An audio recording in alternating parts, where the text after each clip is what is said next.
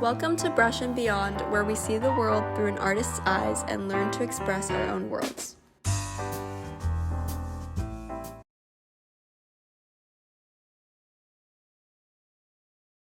While Florence valued lines and drawing, Venice valued color and light. Now we reach the heart of the Venetian Renaissance. How did Venice become the master of color? Through a clever invention, oil paint on canvas, which is one of the most common mediums for artists even today. Remember Venice's damp, salty air? It made wall paintings or frescoes rot away easily. So Venetian artists needed a new surface. And what does a city full of ships have? Canvas, the same strong cloth used for ships' sails. They began painting on canvas, using slow-drying oil paint that let them blend rich, glowing, layered colors. Best of all, canvas could be rolled up and sold anywhere in the world. And this one technical change ended up influencing all of Western art. Let's meet three giants of Venetian painting. First is Giovanni Bellini, who we consider the founder. He filled his paintings with soft, atmospheric light and rich, harmonious color. Next is Giorgione, who changed art forever. He made paintings about moods and feelings rather than telling a clear story. He wanted art to evoke mystery. And third, Titian, the most influential painter in the 16th century Europe. His revolutionary use of color and bold brushwork made kings, emperors, and popes line up to hire him. These are some of Giovanni's most famous works. This on the left is the San Zaccaria altarpiece, which highlights Madonna and four saints. You can see the incredible use of atmospheric light and in really rich color. On the right is the portrait of Doge Leonardo Loredana, painted by Giovanni Bellini. You can see that Bellini didn't only paint religious scenes, but was also hired by many influential figures like the Doge to paint portraits. Here are some of Giorgione's works, and remember that he was the master of mystery and mood. This first painting on the left is considered his masterpiece, and it's called The Tempest. The Tempest was a milestone in Renaissance landscape painting, as it dramatized a storm about to break, or tempest. This is a poetic interpretation of nature that the Renaissance writers Pietro Bembo and Sannazaro evoked. This feeling of nature is probably also really related to the philosophical idea of naturalism and contemporary Venetian and Paduan humanists who grouped around the ideas of Renaissance philosophers. The two people in the foreground have often been theorized to have many different interpretations and meanings. Some called them a soldier and a gypsy, while others assume that they are mysterious and have no meaning at all. On the right is Sleeping Venus, which is a masterpiece that was begun by Giorgione and finished by his famous contemporary Titian, who we also mentioned was one of the greatest masters of the Venetian Renaissance. A record from 1525 states that the Sleeping Venus was not finished by Giorgione due to his untimely death in 1510. He died from something called the Black Death, or the bubonic plague, which is a really dangerous and common disease in the 1500s. But Titian was one of Giorgione's great friends and co-workers, and decided to complete the Sleeping Venus to honor a patron's commission. Many art historians wonder which areas are the result of Titian, but because of many restorations over many years, the areas of Giorgione and Titian are unidentifiable, making this a truly mysterious art piece from the Venetian Renaissance. Here we can see another one of Titian's masterpieces.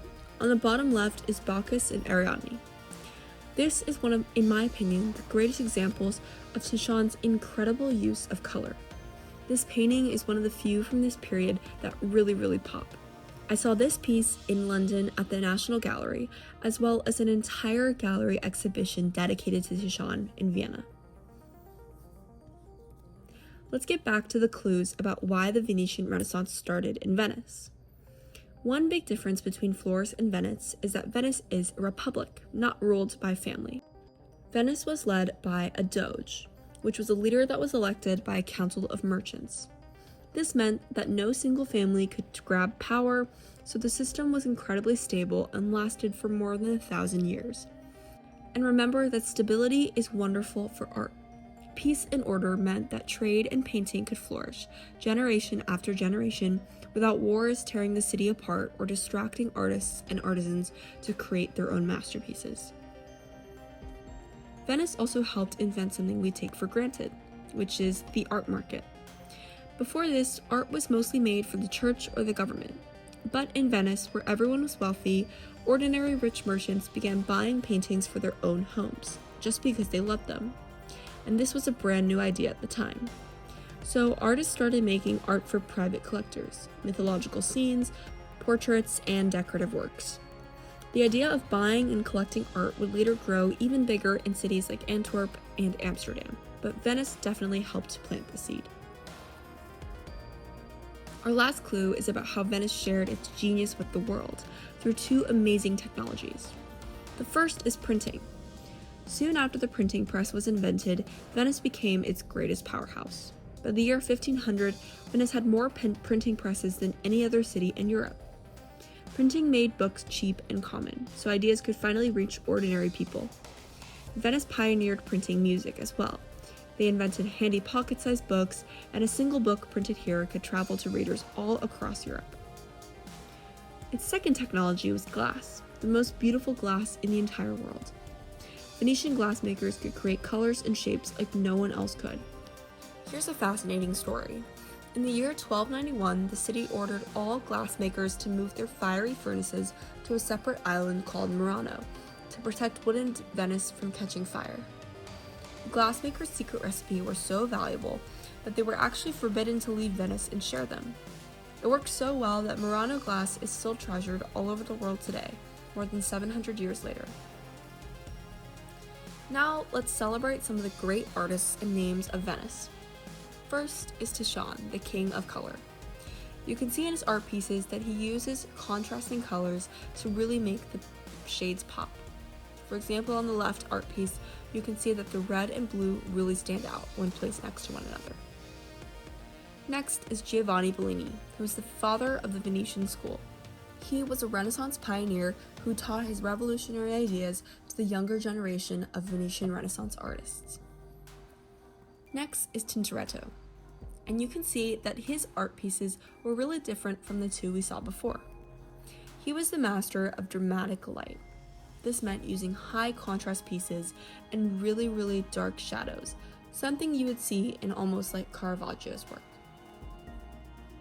Next is Veronese. One of his most famous art pieces was the Wedding Feast at Cana. This is placed in the Louvre today, right across from the Mona Lisa. This art piece is absolutely revolutionary. It is the largest painting in the Louvre, and it's a giant, crowded, colorful feast with over 130 figures. On the top right, you can also see Veronese's The Triumph of Venice. This spectacular ceiling painting located in the Doge's palace shows his skill at grand glowing and theatrical levels. While Marco Polo isn't an artist, he was a legendary traveler to the east, and this is because of how close Venice is in proximity to the Eastern world. His ideas and discoveries were huge for the travelers and discoverers in later years.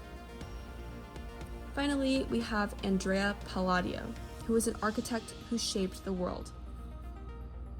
His most famous architecture is Villa Rotonda, which is a really famous building. It's a perfectly symmetrical country house near Vicenza with a dome and identical column porches on all four sides. This is the Palladio image and design.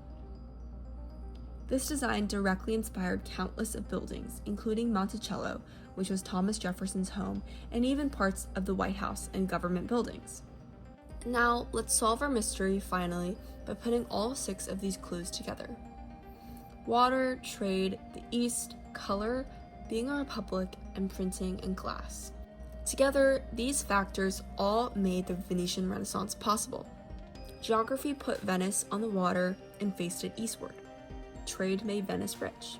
The East filled it with precious color and new ideas.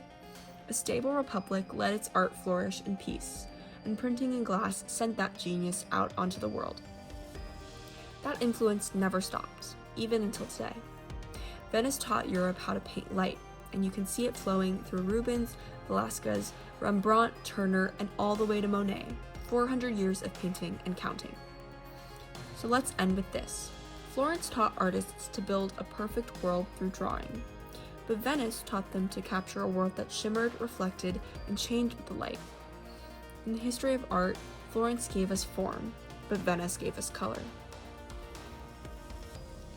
If you're interested in discussing this further, here are some discussion questions that you can ask yourself and others.